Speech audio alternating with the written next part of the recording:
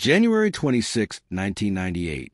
The most powerful man in the world stands before cameras, points his finger, and lies to 270 million Americans.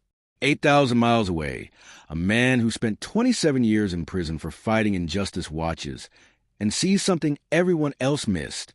This is the untold story of how the world's greatest moral authority tried to save America's presidency and taught a nation about forgiveness. The year 1998 began like any other in the Clinton White House. The economy soared, approval ratings held steady, and America basked in its post-Cold War dominance. Bill Clinton, at 51, seemed unstoppable, a master politician who had survived countless scandals through charm, intelligence, and an uncanny ability to connect with ordinary Americans. But beneath the surface, a storm was brewing. Paula Jones's sexual harassment lawsuit had opened doors that Clinton's team desperately wanted to keep closed. Depositions were scheduled, questions were being prepared, and in a Little Rock hotel room years earlier, a young White House intern named Monica Lewinsky had begun what would become the most consequential relationship in modern American political history. The president's inner circle knew trouble was coming. They had weathered Whitewater, Travelgate, and countless other controversies, but this felt different. This was personal, intimate, and potentially criminal if Clinton had lied under oath. As January 1998 unfolded, Clinton faced a choice that would define his presidency and possibly his life. He could tell the truth about his relationship with Lewinsky and face immediate political destruction. Or he could lie, hope the evidence never surfaced, and pray that his legendary political skills would see him through another crisis. On January 17th, sitting in a federal courthouse in Washington, Clinton chose to lie, under oath, before cameras, to investigators who already suspected the truth. The President of the United States committed perjury. The words would echo through history. I have never had sexual relations with Monica Lewinsky. The die was cast. America's greatest constitutional crisis since Watergate had begun. Within days, the Lewinsky scandal exploded across every newspaper, television screen, and radio station in America.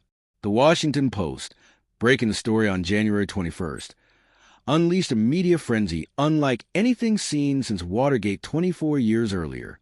The nation watched, transfixed and horrified, as details emerged. Blue dresses, secret recordings, late-night phone calls. The presidency, once surrounded by an aura of dignity and power, was reduced to tawdry tabloid fodder. But this wasn't just about sex or even lying.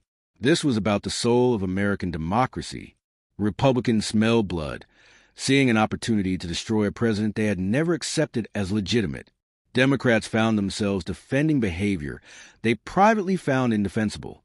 The country split along predictable partisan lines, but underneath the political theater, something deeper was breaking. International allies watched with a mixture of concern and embarrassment. How could they take seriously a president who couldn't control his personal life? How could America lecture the world about moral leadership while its own leader was mired in scandal? In focus groups across the country, ordinary Americans expressed a complex mix of emotions: disappointment, anger, embarrassment, but also fatigue. Many felt betrayed not just by Clinton's actions, but by the media circus that followed, the political opportunism, and the reduction of serious governance to soap opera drama. The White House became a fortress under siege. Staff members leaked rumors and pointed fingers. Some resigned quietly. Others dug in for what they knew would be a brutal fight for Clinton's political survival. As February turned to March, one thing became clear: this crisis wouldn't end quickly, and it would test every institution of American democracy. The question wasn't just whether Clinton would survive, but whether the country would emerge intact from the trial by fire that had begun. By late spring 1998, Bill Clinton faced an enemy more dangerous than any political opponent: the complete erosion of public trust. Every poll told the same devastating story.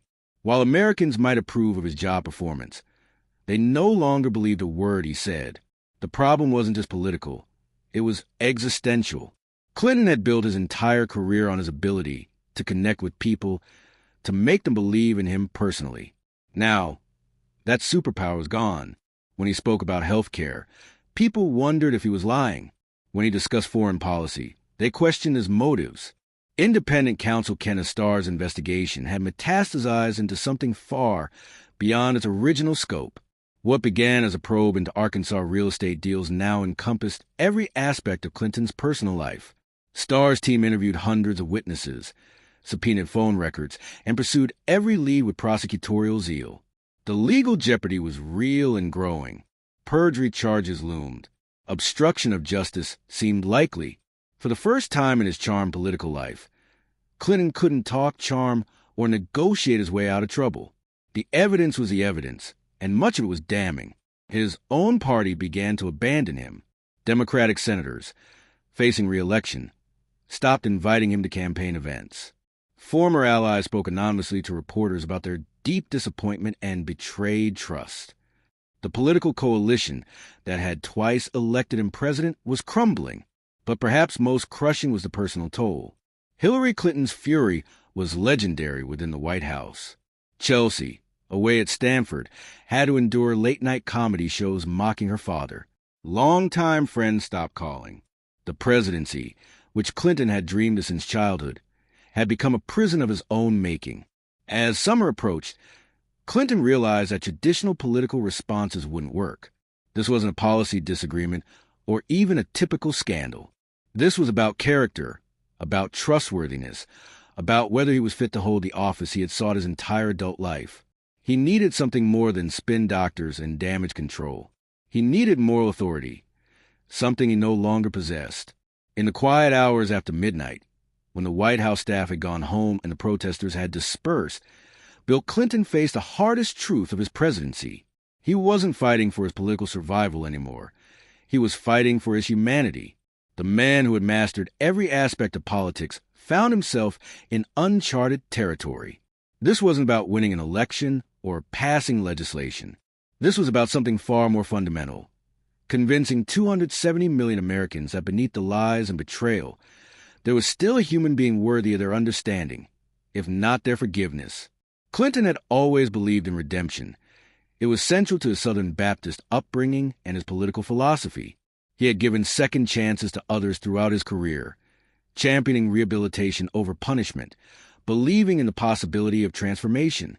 Now, he needed America to extend that same grace to him. But how do you ask for forgiveness when every word you speak is filtered through suspicion? How do you demonstrate sincerity when your entire public persona has been built on political calculation?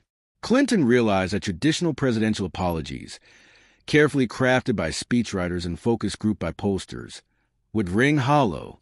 He wanted more than political survival. He wanted to reclaim his voice as a moral leader, to show that his presidency could be about more than scandal and survival. He believed deeply in his policy agenda: peace in the Middle East, economic prosperity, healthcare reform. But none of it mattered if he couldn't restore the trust necessary to lead. The desire went beyond personal redemption. Clinton understood that America itself was wounded by this crisis. The country he loved was being torn apart by partisan warfare, reduced to a laughingstock on the international stage. He wanted to heal not just his own reputation, but the nation's faith in its institutions. As July turned to August, Clinton made a decision that would define his legacy. He would stop fighting the legal process and start fighting for something bigger, the soul of American democracy itself. But he knew he couldn't do it alone. He needed a voice that transcended politics, someone whose moral authority was unquestionable. He needed to make a call to South Africa. But even as Clinton contemplated reaching out to Nelson Mandela, a new crisis emerged that threatened to make redemption impossible. Kenneth Starr's investigation had uncovered physical evidence: a blue dress that Monica Lewinsky had preserved, stained with presidential DNA. The discovery changed everything. What had been a he said, she said scandal suddenly became undeniable scientific fact. Clinton's legal team knew the game was over.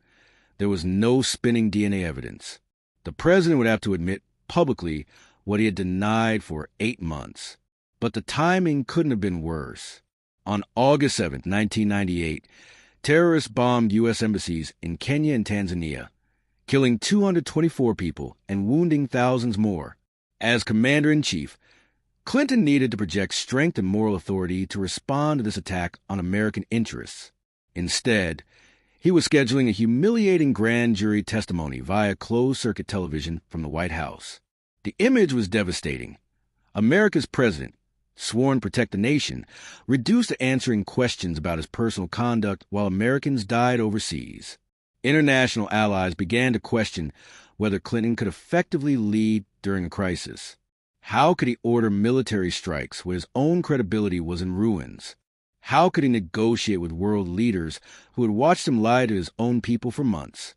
Republican leaders sensed weakness and moved for the kill.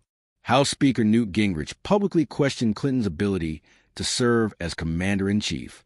Senate Majority Leader Trent Lott suggested that Clinton should consider resignation for the good of the country. Even worse, Clinton's own pollsters delivered devastating news. His approval ratings on character and trustworthiness had collapsed to historically low levels.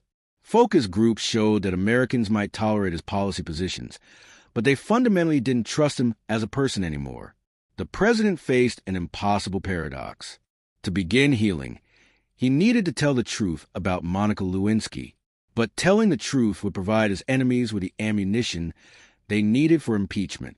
Every path forward seemed to lead to political destruction. As August 17th approached, the date of his grand jury testimony, Clinton realized that traditional political advice was useless. His advisors were divided, his party was fleeing, and his family was devastated. He needed guidance from someone who understood both the weight of leadership and the possibility of redemption after great failure. He needed wisdom that transcended politics entirely. On August 15th, 1998, 2 days before his scheduled grand jury testimony, Bill Clinton made one of the most unusual phone calls in presidential history. Across 8,000 miles of ocean and continents, the voice of Nelson Mandela came through the secure White House line. Clinton didn't ask for political support. He knew Mandela was too wise to offer it. Instead, he asked something far more personal. How does a leader find redemption after betraying the trust of those he serves? Mandela listened in silence as Clinton spoke about shame, about the weight of lies, about the impossibility of moving forward, when every word was suspect. The 80-year-old icon, who had spent 27 years in prison and emerged to lead his nation's peaceful transition from apartheid, understood something about the relationship between personal failure and public service. Mr. President, Mandela said in his measured, dignified voice, I learned that the test of leadership is not the absence of failure, but how we respond when we fall. The question isn't whether you made mistakes. The question is what you will do with the lessons they teach. Mandela spoke about his own journey from anger to forgiveness, from bitterness to reconciliation. He talked about the choice every leader faces, to be consumed by past failures or to use them as a foundation for future service. He emphasized that true leadership requires the courage to be vulnerable, to admit error publicly, and to commit to doing better. The conversation lasted nearly an hour. Mandela didn't minimize Clinton's failures or offer easy absolution. Instead, he provided something more valuable, a framework for understanding how broken trust could be rebuilt through consistent action over time. 3 days later, Nelson Mandela did something unprecedented. Without being asked, without political calculation, the Nobel Peace Prize winner held a press conference in Johannesburg that would reshape the American political landscape. Standing before cameras from around the world, Mandela spoke with a moral authority that only he possessed. President Clinton has made serious mistakes that have caused pain to many people. This cannot be denied or minimized, but I have learned that the measure of a leader is not perfection. It is a capacity to acknowledge error and dedicate oneself to serving others despite personal failure. The words carried weight that no American politician could match. Here was a man who had forgiven his own oppressors, who had chosen reconciliation over revenge, speaking about the possibility of redemption for a fallen president. Everything changed in that moment. Nelson Mandela's words didn't save Bill Clinton from impeachment. The House of Representatives voted to impeach him 3 months later. But they did something more important. They changed the conversation from one of destruction to one of accountability and possibility. The American people began to see the crisis through a different lens. Here was someone who had suffered infinitely more than Clinton. 27 years in prison, decades of systemic oppression, yet spoke about the possibility of redemption and continued service. Mandela's perspective didn't excuse Clinton's behavior, but it provided context for understanding human failure and recovery. During the Senate trial that followed, Clinton's defense team rarely quoted Mandela directly, but his words had shifted public opinion. Americans began to separate their anger about Clinton's personal conduct from their assessment of his ability to govern. Approval ratings for his job performance remained high even as his personal favorability remained low. International leaders, who had watched the scandal with mixture of concern and embarrassment, began to take their cues from Mandela's measured response. If the world's most respected moral voice could speak about forgiveness and second chances, perhaps America's allies could continue working with a flawed but functional president. Clinton himself seemed transformed by the experience. His remaining 2 years in office focused intensely on international peace efforts. The Camp David summit attempting to broker Israeli-Palestinian peace, intervention in Kosovo to stop ethnic cleansing, efforts to normalize relations with Vietnam. It was as if Mandela's words had awakened a sense of urgency about leaving a positive legacy. The Senate acquitted Clinton on February 12, 1999, but the real verdict had been delivered months earlier by a man who understood both the weight of leadership and the possibility of redemption. America had learned something valuable about the difference between accountability and destruction, between justice and revenge. When Clinton left office in January 2001, his approval ratings were among the highest in modern presidential history. Not because Americans had forgotten his failures, but because they had learned to see those failures as part of a larger human story of mistake, accountability, and service. Nelson Mandela had given America and Bill Clinton something precious: the understanding that great leaders are not those who never fall, but those who rise again in service to others. This story matters because it reveals something profound about leadership, about humanity, and about the power of moral authority to transform even the darkest political moments. Nelson Mandela didn't save Bill Clinton's presidency through political maneuvering or strategic calculation. He saved it by reminding America of its own capacity for forgiveness and growth. Today, as our political discourse grows ever more toxic, as leaders face instant judgment and permanent cancellation, Mandela's wisdom seems more relevant than ever. He understood that destroying leaders for their failures doesn't strengthen democracy, it weakens it. What strengthens democracy is accountability combined with the possibility of redemption. The friendship that developed between these two men lasted until Mandela's death in 2013. Clinton spoke at memorial services, calling Mandela the most impressive person I ever met. Mandela, in his final interviews, spoke about the importance of giving people second chances, of believing in the human capacity for transformation. Their story reminds us that leadership isn't about perfection. It's about service despite imperfection. It's about the courage to admit failure, the wisdom to learn from it, and the dedication to continue serving others even after falling short of our own ideals. In our age of social media judgment and political polarization, we need voices like Mandela's more than ever. Voices that can distinguish between accountability and destruction, between justice and revenge, between the person and their potential for growth.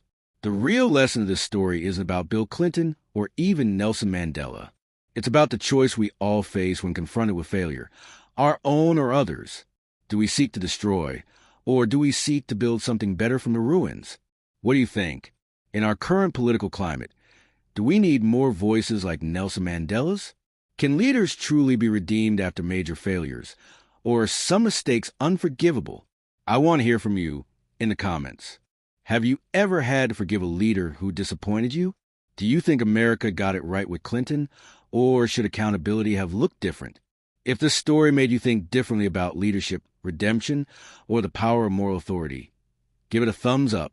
And if you want more untold stories that reveal the human side of history's biggest moments, hit that subscribe button and the notification bell. Because history isn't just about dates and facts. It's about the human choices that shaped our world. What other historical moments do you want to see explored? What other unlikely friendships or surprising interventions changed the course of history? Let me know in the comments, and your suggestion might become our next story. Thanks for listening. See you in the next story.